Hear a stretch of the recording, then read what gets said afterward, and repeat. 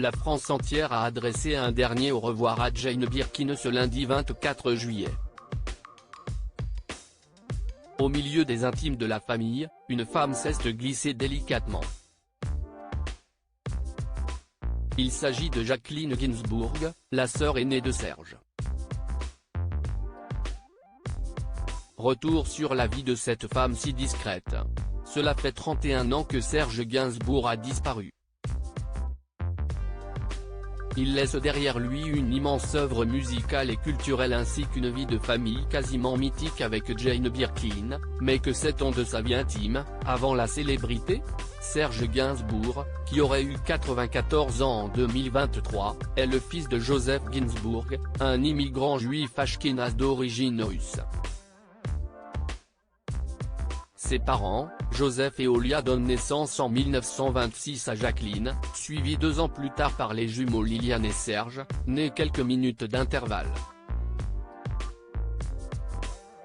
Une enfance heureuse et artistique très rapidement, Serge, de son véritable prénom Lucien, se montre beaucoup proche de sa sœur aînée que de Liliane, sa sœur jumelle. J'ai finalement peu de souvenirs de mon frère, nous étions tous deux timides et renfermés. Lorsqu'il se confiait, c'était plus volontiers à notre sœur aînée qu'à moi. Il a acquis très vite une forte personnalité, il était le créateur, moi j'étais passive, je me contentais d'admirer, expliquait-elle dans des propos relayés par Gala.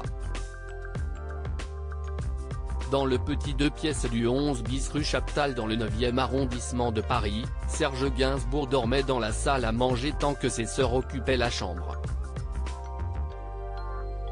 Tous les soirs, on y installait un lit qu'on repliait le matin. Chaque fois, Serge me disait « Jacqueline, tu viens m'aider à faire mon lit ». Il fallait que je regarde derrière les rideaux pour voir s'il n'y avait pas des gens cachés.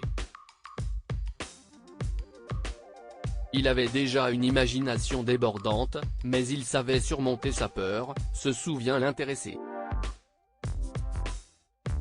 Le traumatisme de la guerre. La famille évolue dans une ambiance artistique joyeuse mais en 1942, alors que la guerre fait rage, Joseph Ginsburg se résout à quitter femme et enfants pour pouvoir subvenir à leurs besoins. En 1943, il donnera son feu vert à Olia pour le rejoindre. C'est alors que Jacqueline jouera un rôle crucial pour la famille puisque du haut de ses 17 ans, son départ étant jugé extrêmement risqué, elle quitte seule sa mère munie de faux papiers au nom de Guimbard. Elle sera contrôlée à Vierzon mais échappera à la déportation, ouvrant ainsi la voie au reste de la famille. Jacqueline sera cachée dans l'institution religieuse du Sacré-Cœur située rue Portail-Imbert.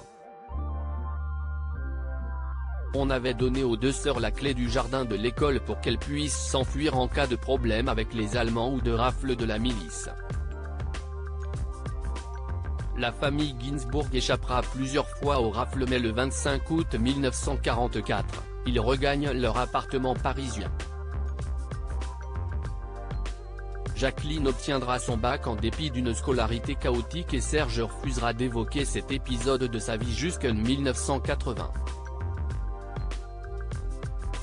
Jacqueline Ginsburg à propos de Serge, il brûlait sa vie, il était complètement sauvage jusqu'à sa mort, Jacqueline aura accompagné ce frère qu'elle a adoré, compris et connu mieux que personne. Plus tard, elle dira de lui dans Paris Match, ces dernières années, je l'ai vu dépérir de façon épouvantable. Il brûlait sa vie. Je m'attendais à cette issue. En même temps, cela a été un choc. Il n'écoutait personne, ni Jane, ni Charlotte, qui l'adoraient et qui le lui rendaient bien. Il est mort seul. C'était une solitude terrible. Il était complètement sauvage.